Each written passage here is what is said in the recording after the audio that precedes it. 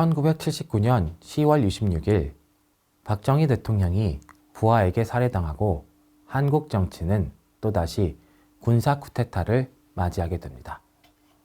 1979년 12월 12일 군인이었던 전두환과 노태우 그리고 그 추종 세력은 대대적으로 군 병력을 불법 동원하여 쿠데타를 일으킵니다.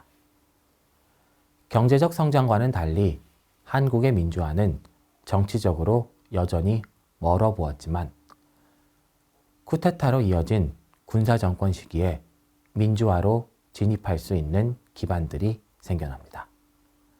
물론 민주화는 민주화를 위해 노력한 정치인들과 국민들의 열망이 가져온 결과입니다.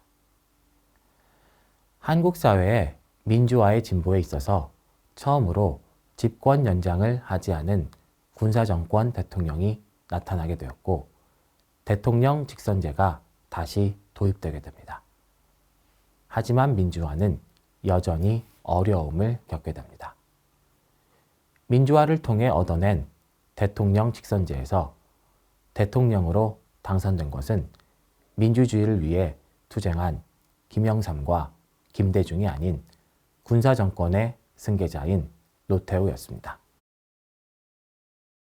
한국 경제는 계속 발전하였지만 민주화로 가는 길은 경제 발전보다 더 험난하였습니다. 그리고 한국 경제의 성장은 정치와 항상 밀접하게 연관되었습니다.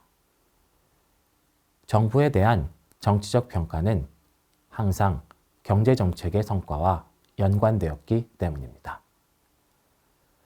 독재 군사정권이었던 박정희 정부에서 민주주의의 후퇴만을 가져왔던 유신헌법을 정당화하는 근거에는 중화학공업화의 추진이 포함되어 있었습니다. 중화학공업화는 많은 어려움이 있었지만 결국 성공하였습니다. 하지만 중화학공업화를 위해 박정희 대통령이 민주화를 역행하는 유신헌법을 도입한 것이 정당한 것이었는지는 경제적 평가와는 다른 정치의 영역이고 가치 판단의 영역입니다. 1979년 12월 12일 쿠데타가 발생한 뒤 1980년에 접어들면서 민주화를 추구하는 흐름들이 본격적으로 나타나기 시작합니다. 박정희 정권에 억눌려 왔던 야당 정치인들은 기지개를 펴기 시작했고 민주화와 자신들의 집권을 기대하였습니다. 박정희 대통령의 암살 직후 김영삼은 야당의 복귀에 당을 재정비하였습니다. 한편 같은 야당 인사 김대중은 입당을 미룬 채 제야 세력을 규합하면서 독자적인 정치 행보를 보입니다. 박정희 대통령이 살해되고 휴교령으로 문을 닫았던 대학은 1980년 3월 다시 개강하였고 박정희 정권 하에 민주화 운동에서 주요한 역할을 담당했던 대학생들의 움직임도 시작됩니다.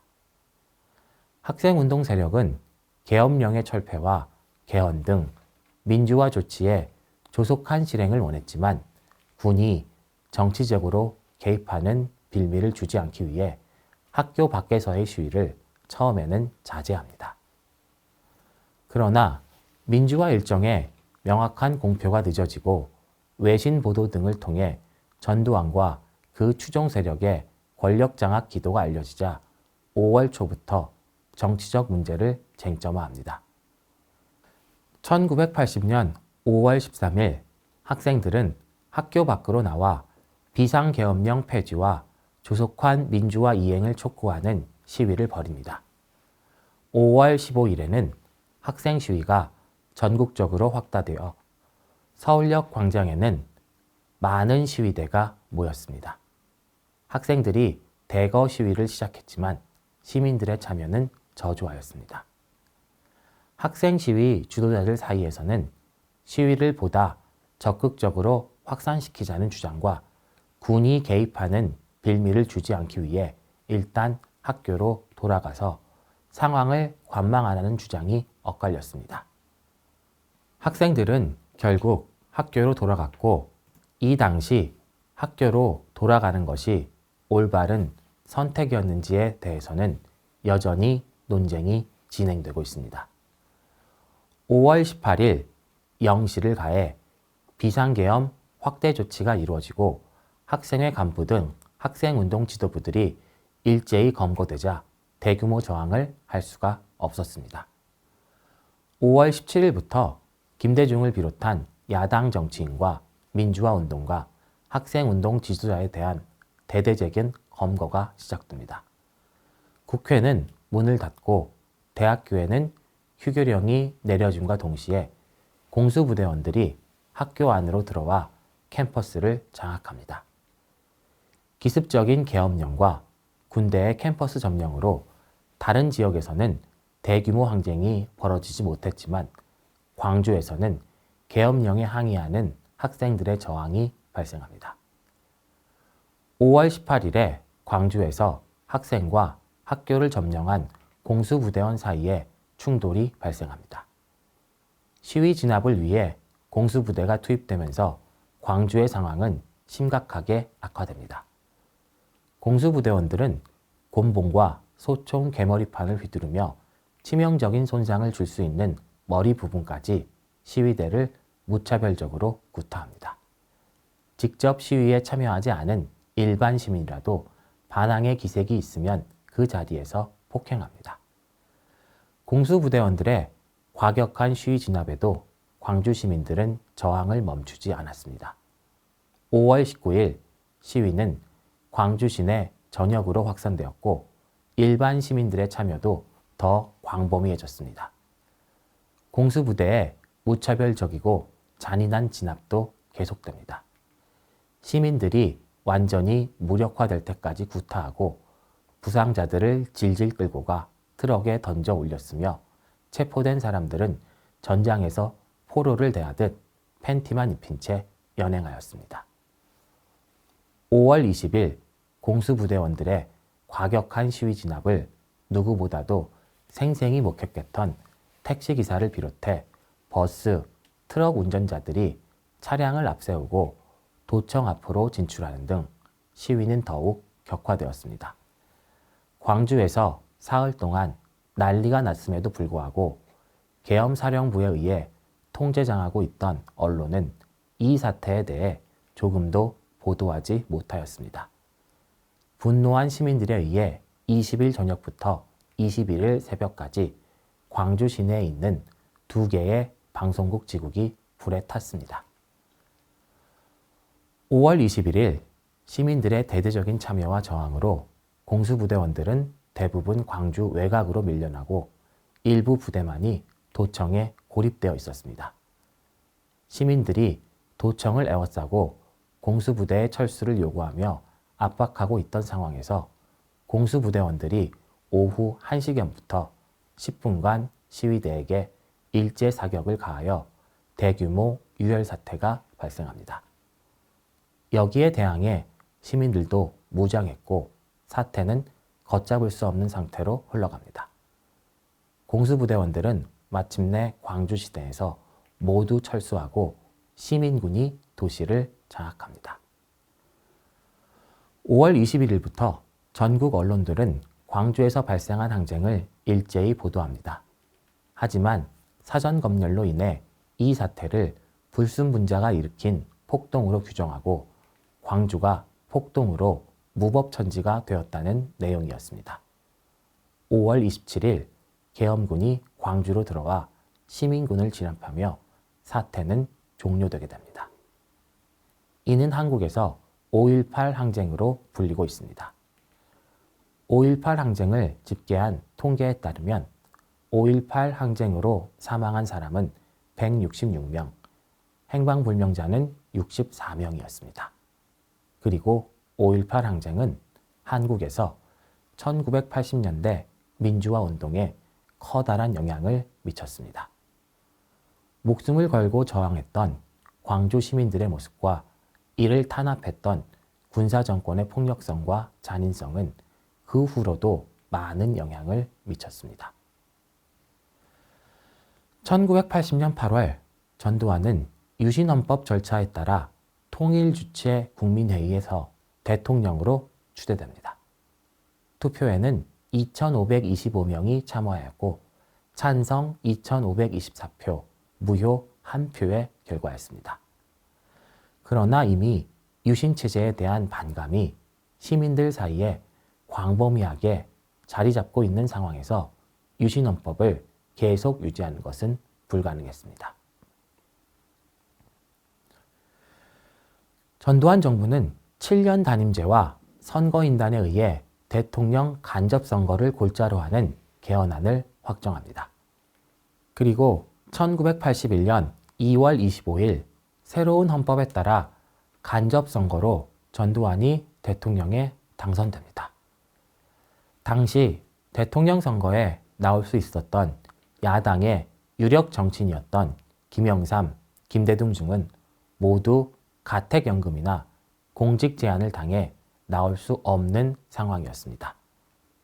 전두환 대통령의 득표율은 90.23%였습니다.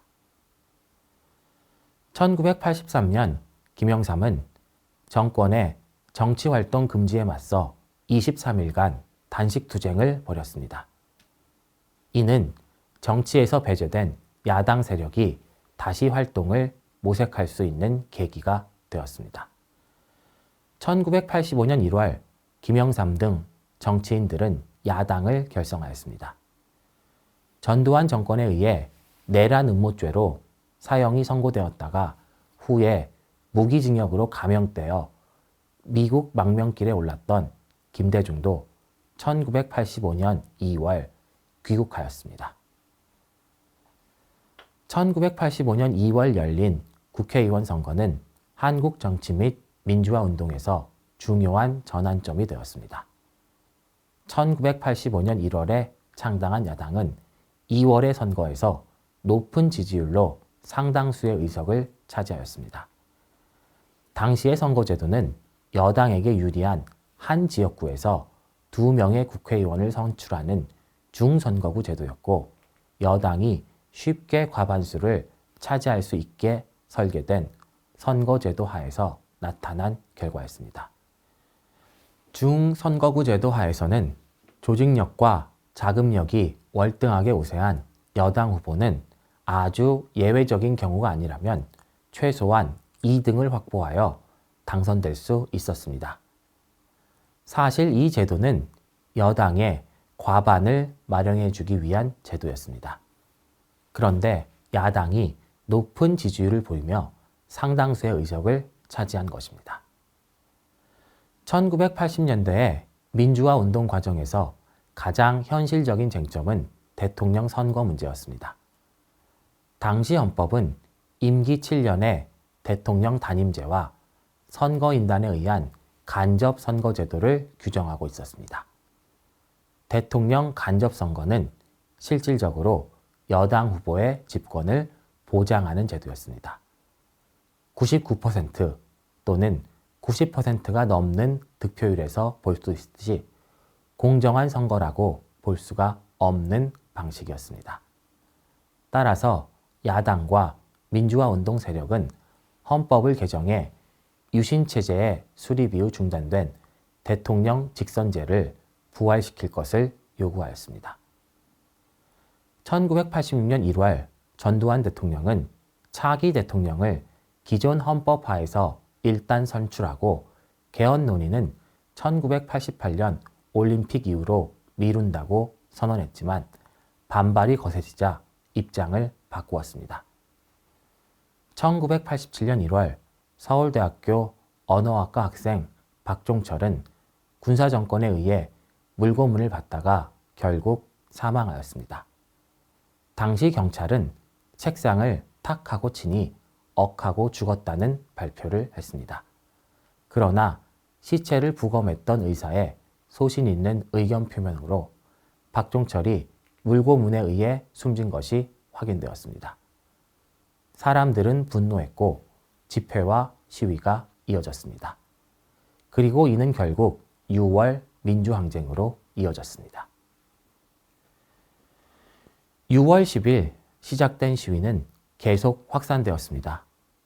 6월 29일 군사정권의 차기 대통령 후보로 추대된 노태우 후보는 대통령 직선제 개헌 등 민주화 조치를 약속하는 선언을 하였습니다.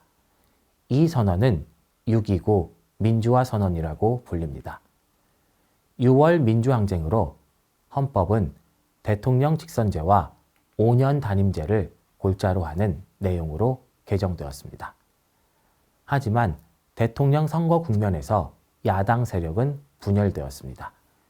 김영삼, 김대중 두 야당 지도자 사이에 후보 단일화 논의가 있었지만 합의점을 찾지 못했습니다. 대통령 선거 결과 군사정변의 후보 노태우는 36.6%의 득표율로 대통령에 당선됩니다. 야당 후보인 김영삼은 28%를 득표했고 다른 야당 후보인 김대중은 27.1%를 득표하였습니다. 민주항쟁을 통해 대통령 직선제로 개헌이 되었지만 야당 후보의 분열로 인해 군사정권 후보인 노태우가 선거를 통해 당선된 것은 아직도 한국 정치와 민주화 과정에서 논쟁이 되고 있습니다. 전두환 정부에 대한 평가는 큰 논쟁이 없습니다. 이승만 정부와 박정희 정부에 대해서는 정권의 공과 과에 대해서 많은 논쟁이 일어나고 있지만 전두환 정부에 대한 평가는 거의 일관적으로 부정적입니다. 하지만 전두환 대통령은 아마도 본인이 의도하지는 않았겠지만 이승만, 박정희 대통령과 같이 개헌을 통한 집권 연장을 결과적으로 시도하지는 않았습니다. 이승만 대통령은 4번, 박정희 대통령은 5번의 대통령 임기를 수행했지만 전두환 대통령이 수행한 임기는 실질적으로 1번이었습니다. 억지로나마 결과적으로 의미를 찾아본다면 본인이 전혀 의도한 바는 아니었다고 하더라도 그런 점을 발견할 수도 있습니다.